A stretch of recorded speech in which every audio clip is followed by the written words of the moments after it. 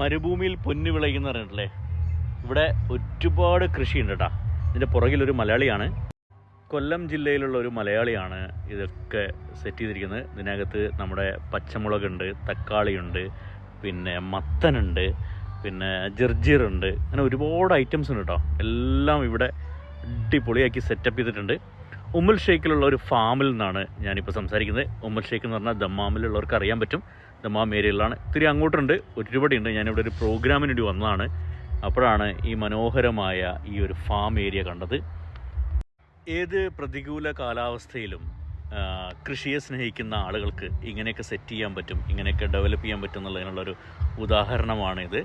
ഉമ്മുൽ ഷെയ്ഖിലെ ഫാം ഹൗസിലാണ്. ഞാൻ ആ ഫാം ഹൗസിൻ്റെ ആളെ നിങ്ങൾക്ക് പരിചയപ്പെടുത്താം. അതേപോലെ നമ്മുടെ കറിവേപ്പിലുണ്ട്.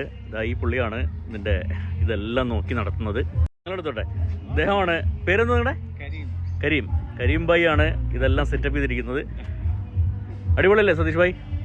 ഇതെന്തോ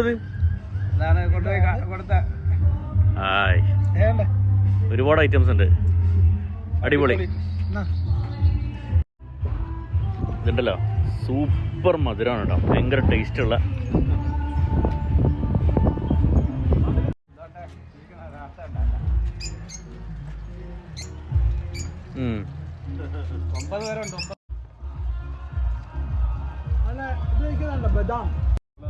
നല്ല വൃത്തിയാണ്.